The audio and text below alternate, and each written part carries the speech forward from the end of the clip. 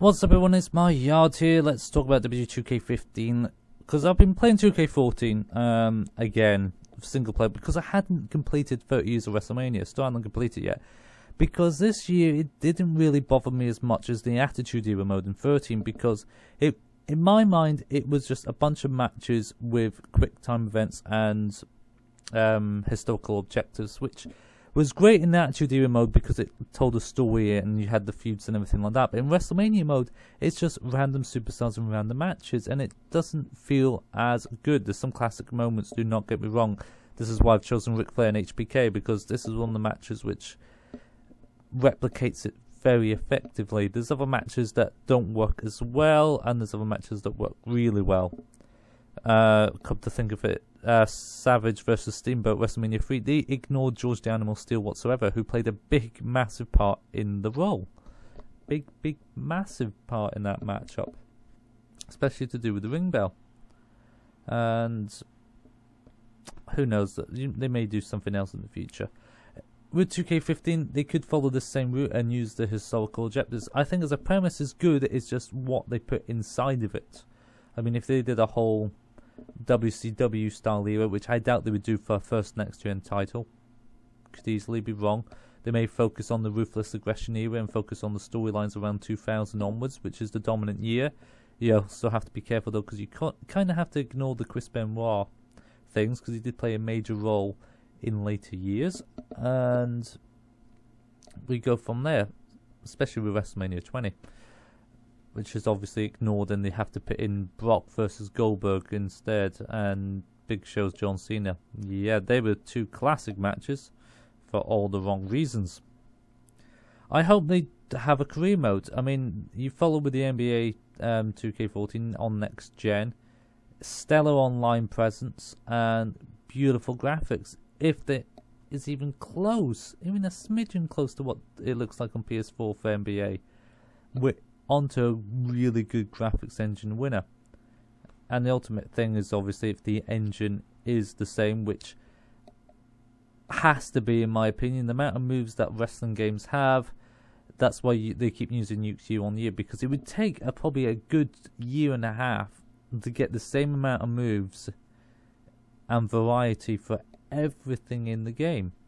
And if the Nuke's engine is still there, the only game I can think of that would have adequate enough moves in a decent engine for physics whatever is what TNA Impact had, which WWE All-Stars had as well, and it was a superior engine. I've always maintained this, and I keep saying it in videos from time to time, that engine was superior. The amount of stuff you could do, interrupt moves in midair and it would affect both players, it was phenomenal. And from what I heard with TNA Impact, was the rumor going about was they only really used 25% of all the moves that they motion capped. Not all of it was put into the game. WWE All-Stars used a lot of animations, but obviously added some new ones. But that still means there was a hell of a lot of animations they could have still put into the game, and it would have made it look pretty damn good. I kind of did my own. The AI did its own anti-Flair moment. Normally when Flair goes on top rope, he gets counted. This time HBK did the exact same moment. A bit of homage. Sometimes it works perfectly with the AI. I loved it. People ask for GM mode all the time. GM mode's fine. Universe mode's fine. You can do what you like pretty much. Although of course they need to sort out the random sort of aspect with feuds, because the same things still happen. There's not as many options as they make you want to believe. I feel they need to give you more options, even if it's just basic things, and you can choose yourself more as well. Sort of like No Mercy, you had the career mode, which had 4 different options depending if you won by pin, won by submission, won by DQ, lost by count out. Loads of different options, you know. That's what made No Mercy cool. Trying to complete the WWF title path 100% took a while, because it was trying to work out what you had to do. What would you like to see in WWE 2K15 for single player mode? Not expedition matches, not match types, like a career mode, a story mode, history mode. Your ideas matter. Obviously they've already done this and they're building on it right now, but give them ideas for the next year's game. Give them ideas. They do listen to fan support, so why not?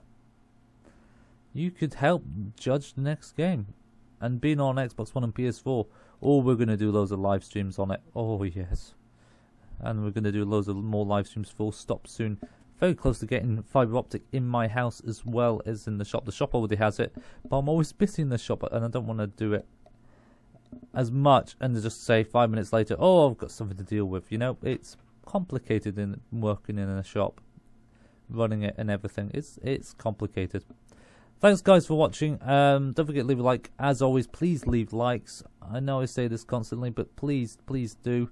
It does help out a lot, especially when people dislike it. You know who you are. Just helps it get around, spread the word. It's always helpful. It's just a click. Just a simple click. One of the best matches I've played in 30 years of WrestleMania mode, but that's because Ric Flair has glitter on him. Those tears actually look like glitter on his body. It's true. It's damn true. Thanks very much, guys. Catch you later. Bye-bye. Bye-ta.